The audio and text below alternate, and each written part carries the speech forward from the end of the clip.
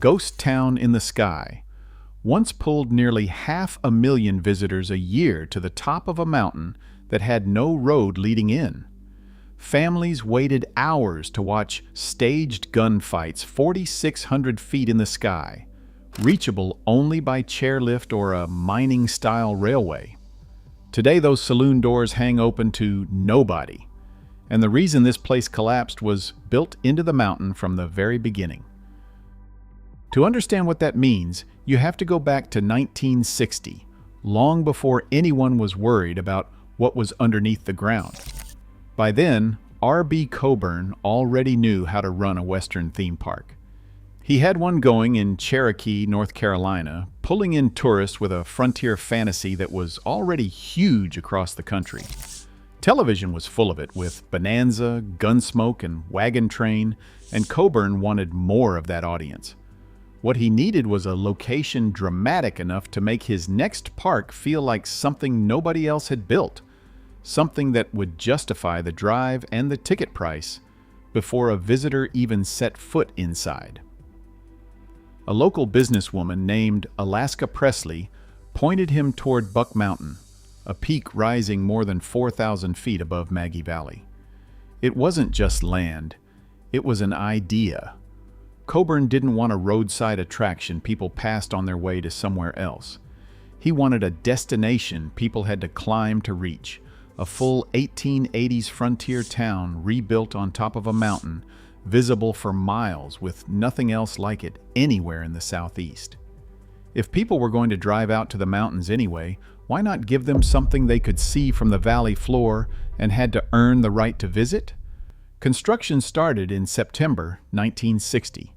Around 200 local men spent months on that mountaintop, cutting the peak down to make room for a main street, a saloon, a mining town, and more than 40 replica buildings, hauling hundreds of thousands of feet of lumber and plywood up piece by piece, board by board, in a logistical operation that had never been attempted at that elevation in that part of the country.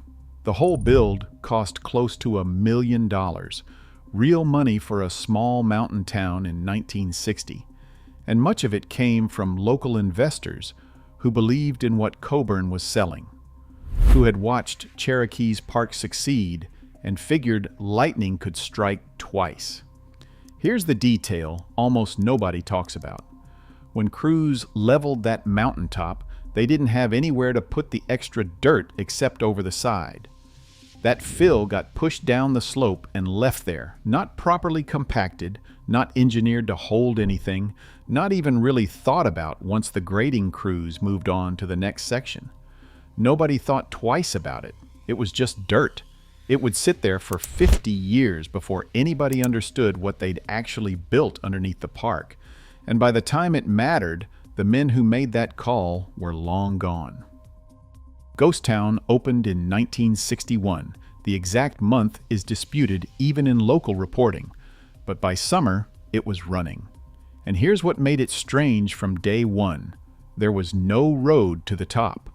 Visitors rode up on a double incline railway, a steep mining-style track that hauled cars up the mountainside at grades steeper than anything most people had ever ridden. The kind of climb that made kids grip the handrail and parents laugh nervously. The chairlift wasn't even open yet. That came the following spring, in 1962, a two-seat lift marketed as one of the longest in the entire country, carrying guests out over the treetops before they'd even reached the front gate, dangling them above a drop that made the whole trip feel like part of the show. That was the genius of it. The ride up wasn't just transportation. It was the first attraction. By the time visitors stepped off at the top, they already felt like they'd traveled somewhere far stranger than a parking lot off the highway. The publicity worked. Ghost Town leaned hard into the Western craze sweeping American television, and within its first season, close to 300,000 people made the trip up that mountain, coming from every state in the country and even a handful from overseas. Hourly gunfights broke out on Main Street, actors staggering and falling in the dirt to gasps from the crowd. Saloon girls danced in the honky-tonk. A piano played somewhere in the background like the town had never left the 1880s. And for a few hours at a time, visitors could pretend it hadn't. For Maggie Valley, this wasn't just a new tourist attraction. It was a transformation. A quiet stretch of highway turned into motels, diners, and gift shops almost overnight. A real tourist economy built almost entirely around one mountain and the crowds it pulled in. Nobody in 1961 was thinking about compacted fill dirt or long-term maintenance costs. They were watching a sleepy mountain town become somewhere people actually wanted to go, somewhere that showed up on maps and in magazines and in the plans families made for their summer vacation. By the early 1970s, Ghost Town was doing better than almost anyone had expected. Local reporting later put peak attendance well over 400,000 visitors a year, with some estimates running even higher.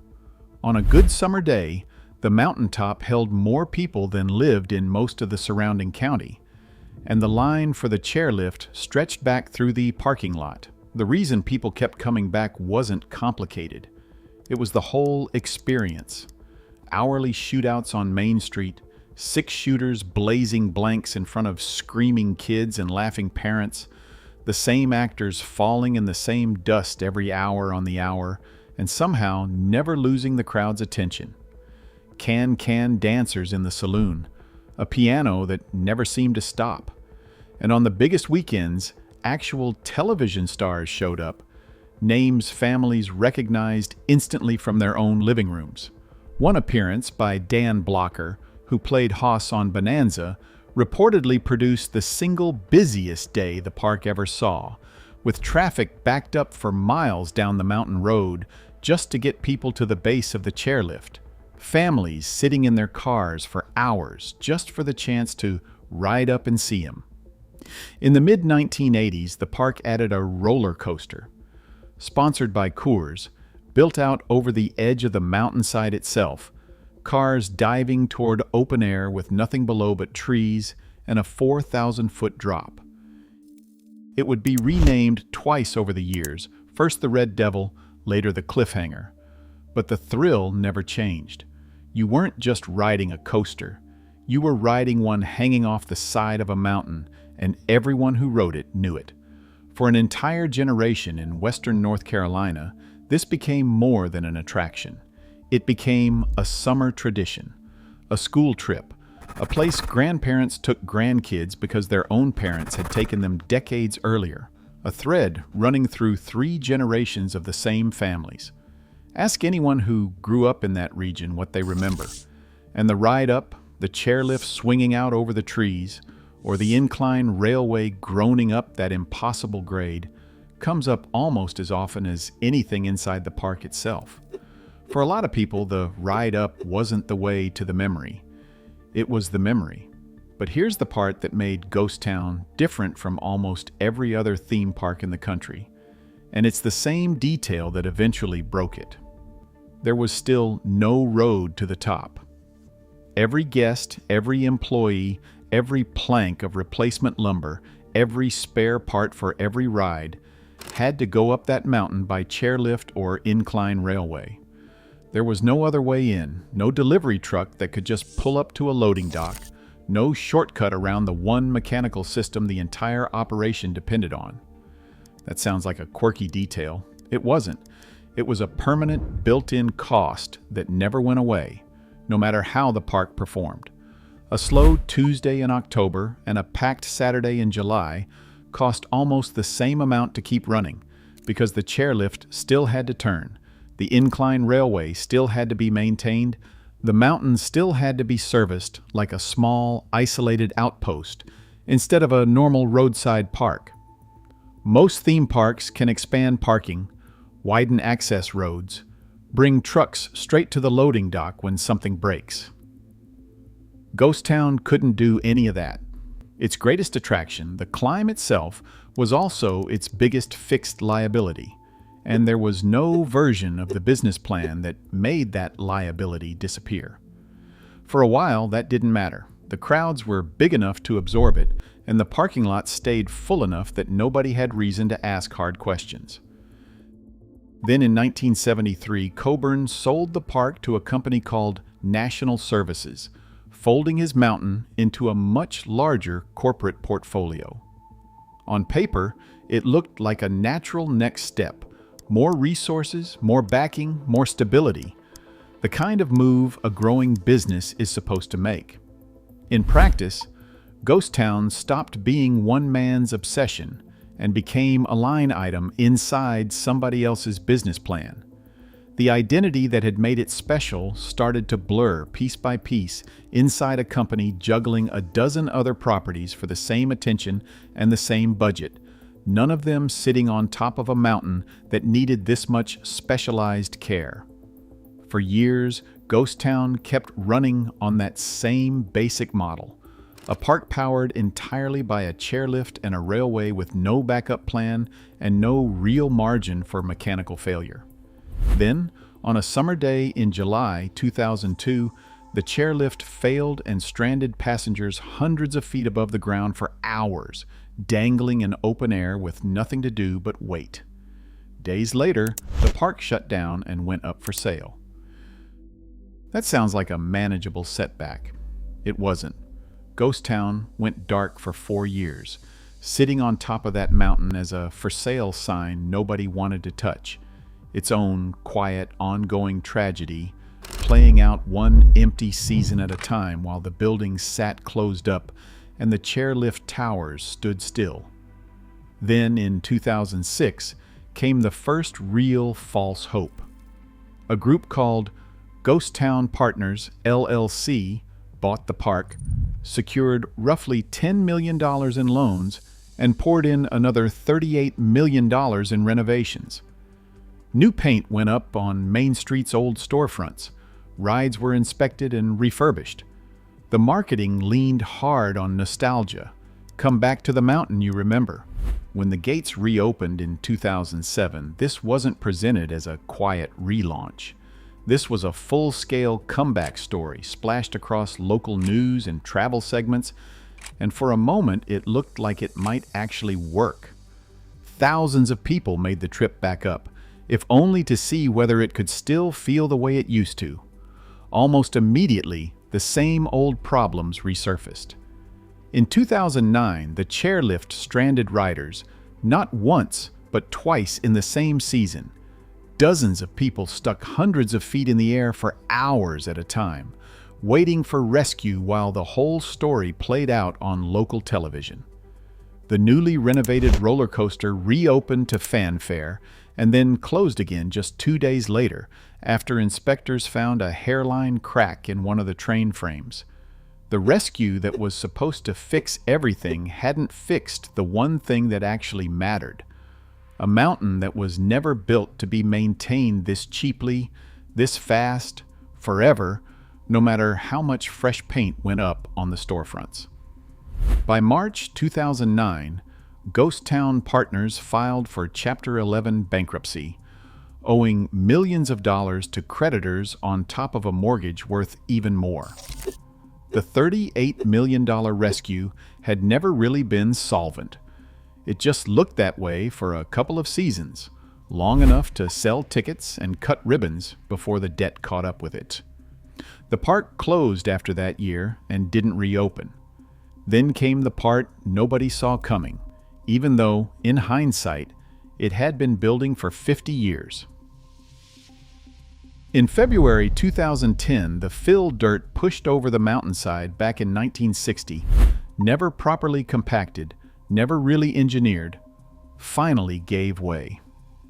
A mudslide tore down the slope below the park, damaging homes and forcing dozens of families to evacuate in the middle of the night, mud and debris pouring down a mountain road that had never been built to handle that kind of weight. Geologists who later studied the hillside described a debris field stretching more than half a mile. No one was hurt, but the message was impossible to ignore. The ground the whole business had been built on, literally, had never been stable to begin with. The park wasn't just failing anymore. It was actively threatening the town it had once helped build. The same town whose motels and diners had grown up around its success. That should have been the end of the story. It wasn't quite. In 2012, Alaska Presley, the same woman who had pointed Coburn toward this mountain more than 50 years earlier, bought the park out of foreclosure for around $2 million. She renamed it Ghost Town Village and reopened it, partially, hoping to bring some version of the old magic back one more time. For a lot of longtime locals, this felt like the closest thing to real hope the mountain had seen in a decade. The woman who helped start it all was trying to save it, and there was something almost fitting about that. The same eye that once picked the mountain out for a stranger, now trying to pull it back from the edge. Then, in July 2013, during a staged gunfight on Main Street, a performer was struck by a live projectile. State investigators looked into it and found something that should never have been in that scene: a loaded revolver mixed in among the guns, meant to fire only blanks. The park was fined for unsafe conditions.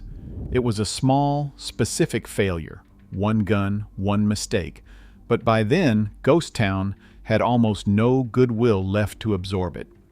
The gunfighters, the same performers who'd spent years firing blanks for tourists without incident, walked off the job.